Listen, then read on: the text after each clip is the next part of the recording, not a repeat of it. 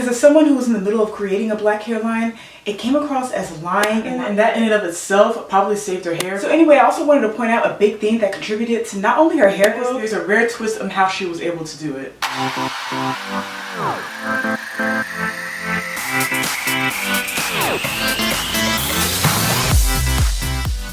Hey guys, welcome back to our channel. I'm Erica, and we're back with another sort of blend with our How She Grew series, where we talk about the everyday average woman and how she grows her hair, and our celebrity hair secrets series as well, where we talk about hair routines of celebrities and how they take care of their real hair underneath what's usually like wigs or weave. And this is a hybrid of those two videos because although Gabrielle Union is a high-profile celebrity, her hair is probably more relatable to the average woman, and because of her status, there's a rare twist on how she was able to do it. Yeah, she goes through quite a journey, and before you say, well, she has the money to do this, she has the money to do that, y'all, she literally has her own hair care line that she made in parallel with her own hair growth journey, and it's also affordable, and she actually shared a few ingredients that she used that help bring her hair back. So let's get into this to find out. Okay, so the start of Gabrielle Union's hair growth journey is very relatable because a lot of women actually do go through this but don't speak about it, which is understandable. So having someone like Gabrielle Union share their story is pretty amazing. So Gabrielle Union's hair journey kind of collided with her IVF journey when she was starting her hair care line called Flawless. She was going through the process of IVF and apparently it was very taxing on her hair. Gabrielle even mentioned that she got to the point where she had bald spots on her head, the point where they formed like a headband because the bald spots were connecting with each other around her head. If you're unfamiliar with IVF, it stands for in vitro fertilization, and it's usually an option women go for when they're having trouble getting pregnant. And the process is very much hormone centered. Our hair is a tissue that relies on the stability of our hormones, so anytime your hormones are altered, it's going to cause hair loss. The thing is, it's very rare for someone of Gabrielle's status to even share that. Since I hear a lot of celebrities that do hear their stories about IVF, I hear a lot of them talking about it,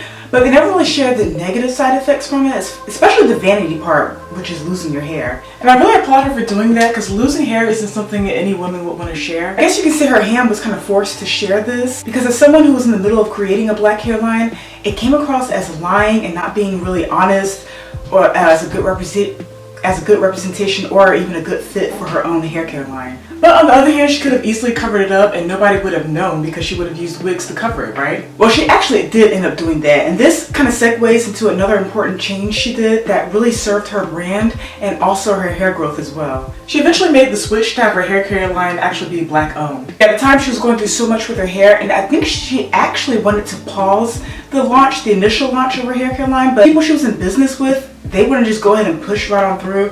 So yeah, you can say she was forced to wear the wigs to cover it up. So after that, she just cut ties with them. And that had to happen, and that in and of itself probably saved her hair because that was just very stressful. Cutting people out and cutting out stress really does wonders for your hair.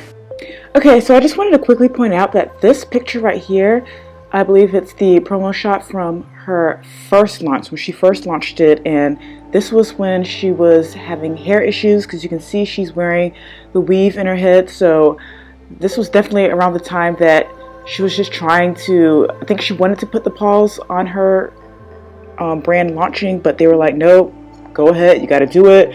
We're not doing this. We're going to push forward through this brand launch. So she was still dealing with her hair issues, I believe, in this picture because of, you know, the way she explained it, how she had to wear her wigs, weave, and protective style to kind of make it seem like, you know, her hair is in tip-top shape, but really it wasn't.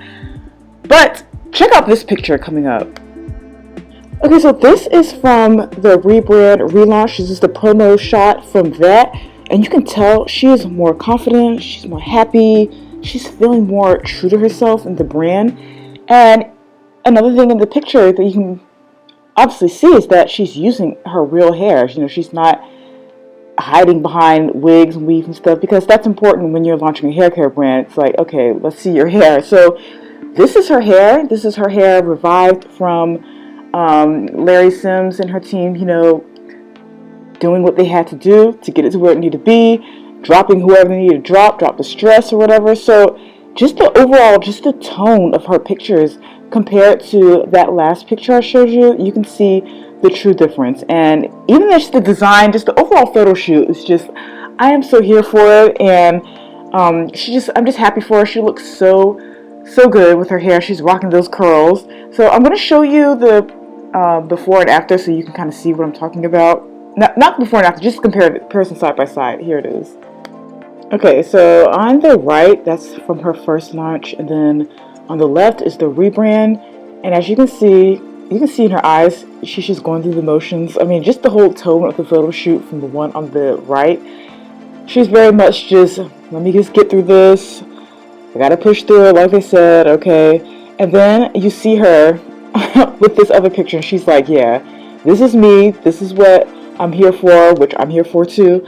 And yeah, you just see it. You see it in her eyes. There's much more joy. She's more happy and excited, and that's what we wanted to kind of get the point across when we were talking about it earlier. I decided to get on here and just kind of show you guys to get a better picture of what we were trying to say, because just talking about it wasn't really doing anything. So I was like, let me just find a picture from her first launch and then compare it to a picture from her relaunch. And it's crazy. The difference is just mind-blowing, and I'm just so happy for her. She looks so good, so happy, and yeah, now you guys can see it.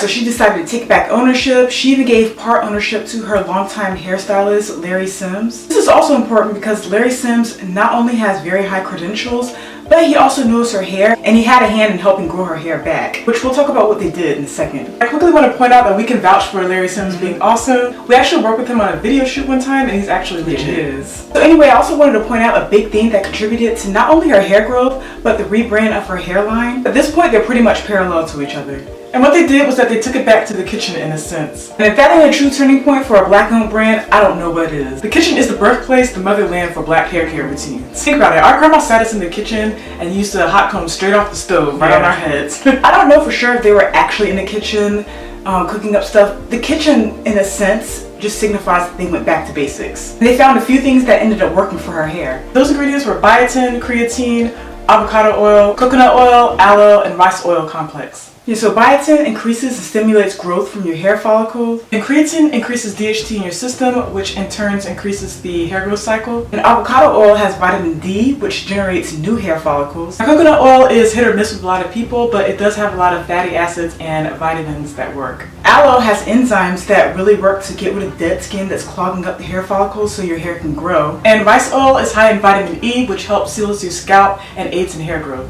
Yeah, all these ingredients are in her product line one way or another. I feel like she embraced the time it took for her hair to start growing back. Yeah, I think she said it was like close to a year when things started coming together. And with anyone that's trying to grow their hair or grow back their hair, it's important to know that it's not an overnight thing. It's a lot of trial and error, so don't get discouraged if you think it's taking too long. It's a journey, so that's supposed to happen. In fact, I know some of y'all are on some kind of hair journey, so sound off in the comments below. Let me know how long your hair journey took, or if you're still on it. Yeah, we don't care if you write a whole novel, just let us know in the comments below. Also, if you like this type of videos, we do plan on doing more, so drop some ideas in the comments below as well. As always, thank you guys for watching, and we'll see you guys next week. Bye!